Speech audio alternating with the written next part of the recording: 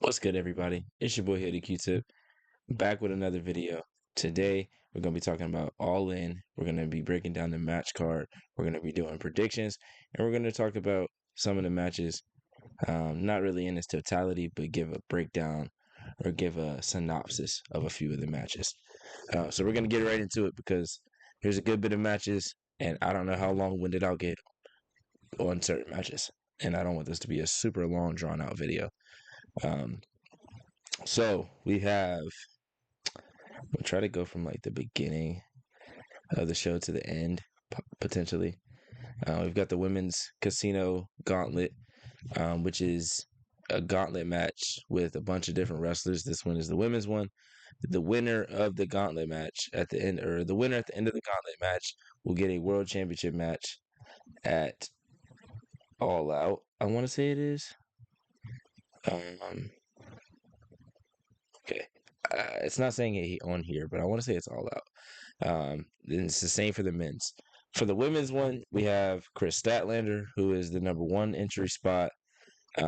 Megan Bain won the second entry spot tonight. And there's going to be a bunch of others. We have Penelope Ford, Thunder Rosa, Anna Jay, Ty Mello. Um, I mean, the list goes on and on. Hopefully, Jamie Hayter, Tekla, potentially Alex. Oh, what's her name? I'm blanking on her name right now. Um, Megan Bain's partner um, on the Indies. Maybe she comes in as like her official debut with AEW. There's a lot of surprises that could happen. I wouldn't be surprised to see Elena Black, formerly known as Cora Jade, even if it's just like a one-off. Wouldn't be surprised to see her. Um, then for the men's casino gauntlet, same rules apply. Whoever wins the AEW World Championship match.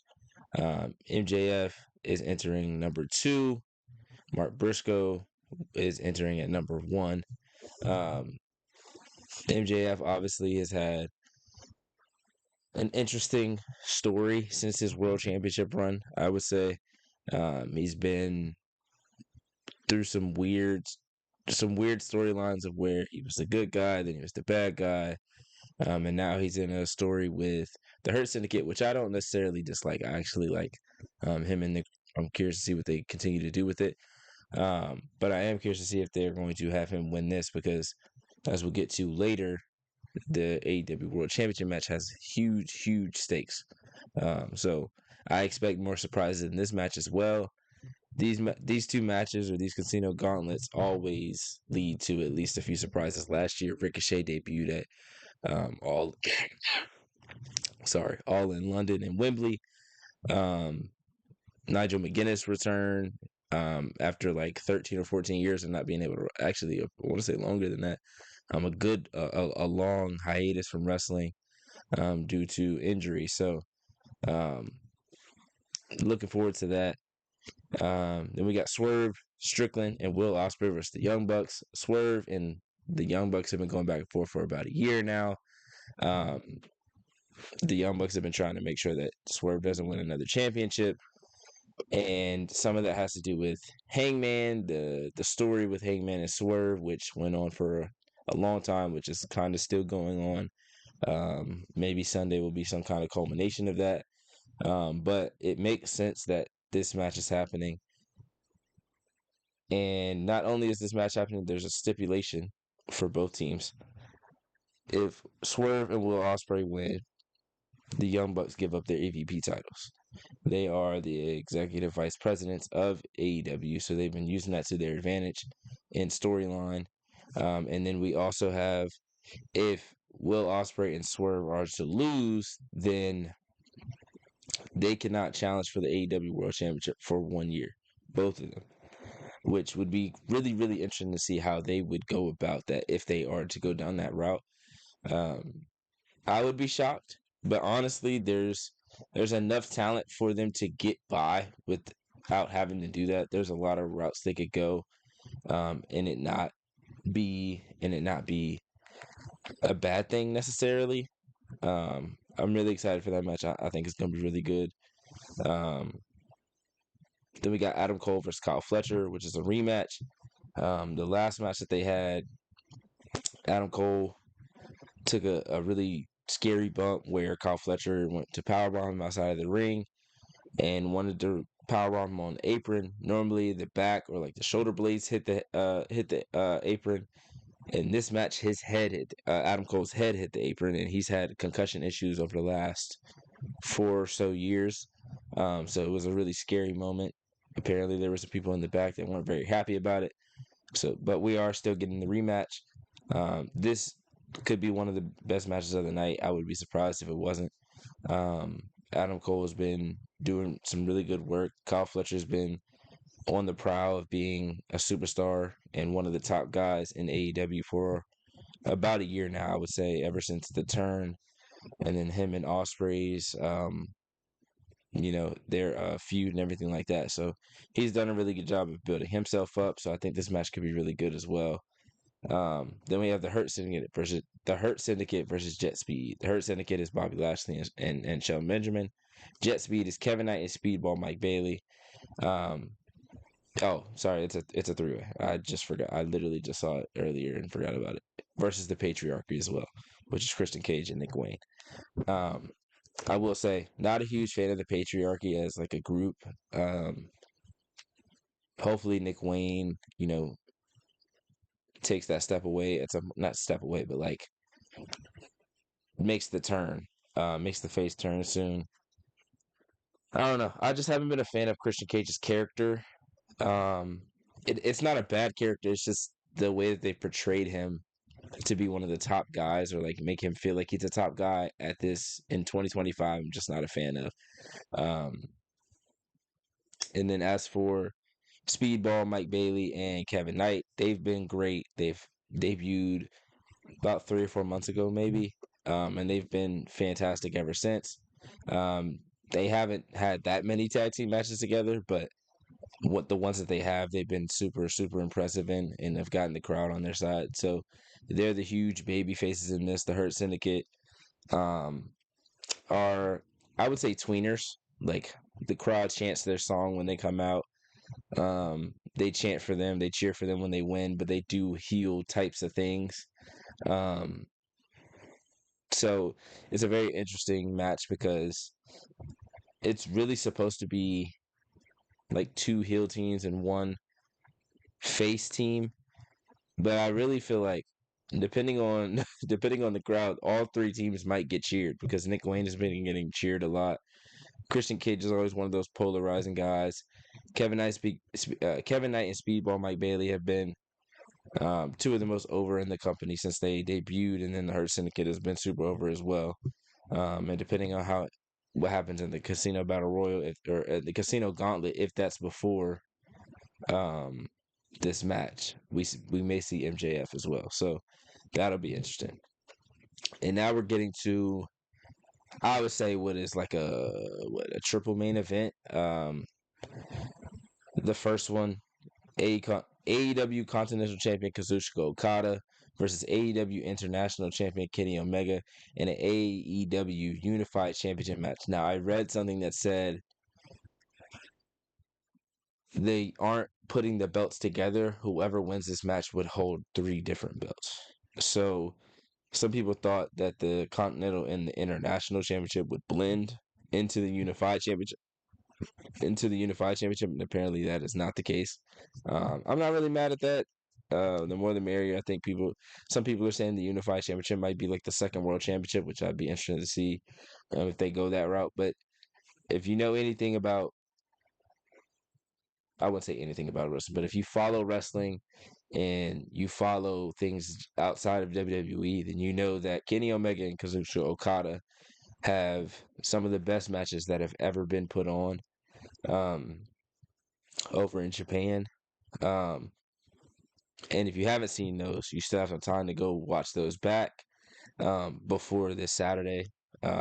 Just a heads up, me and my guy P from Restless Wrestling will be live streaming on TikTok for All In, and then we will be live streaming on YouTube at 7 for Saturday night's main event.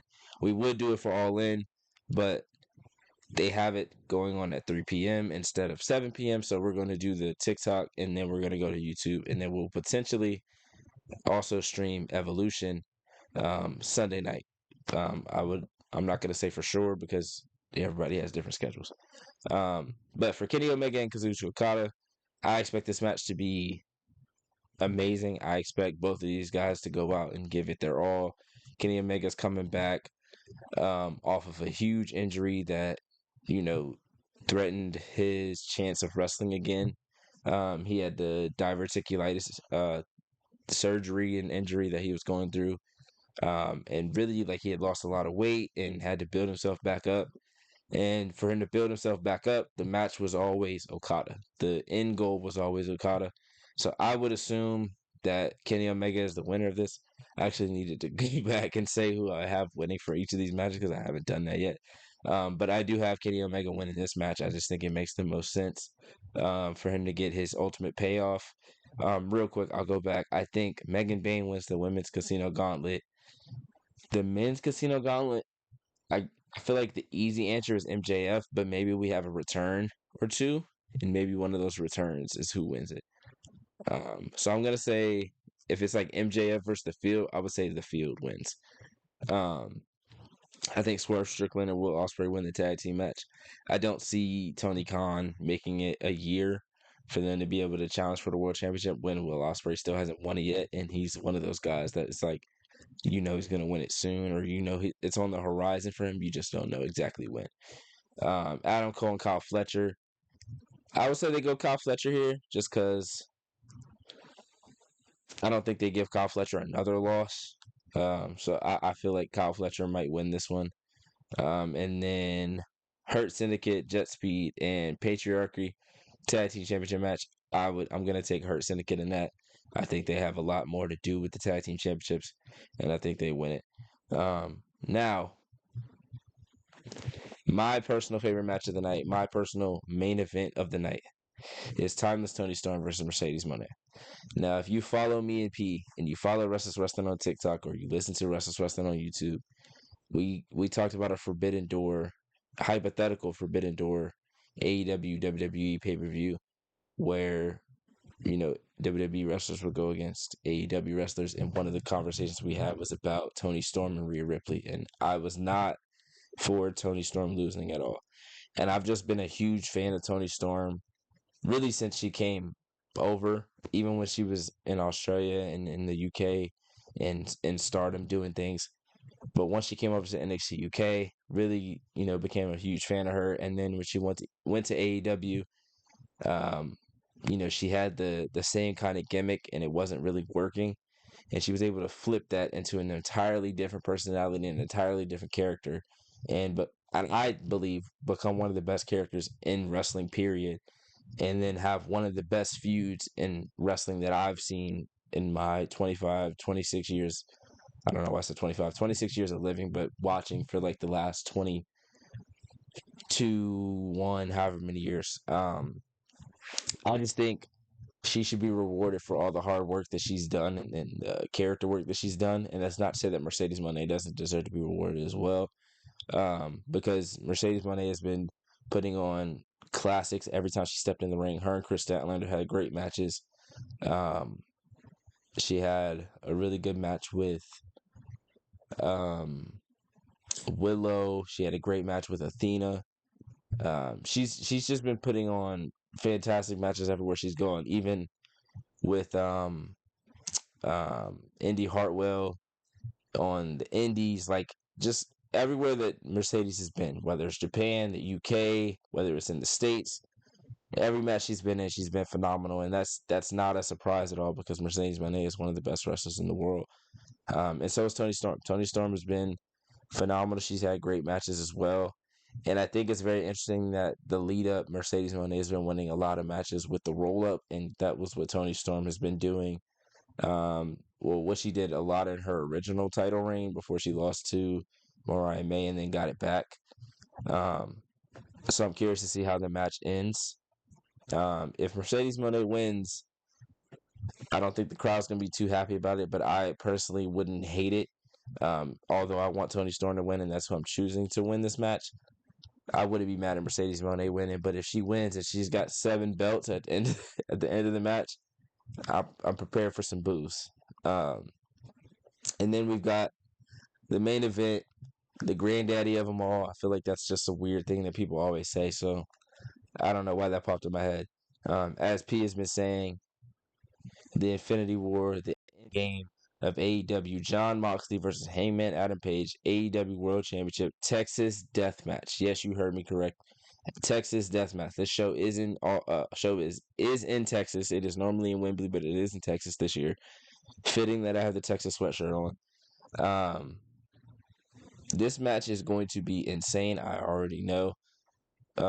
Me and P are always shocked at some of the things that AEW is willing, or some of the limits that AEW is willing to push.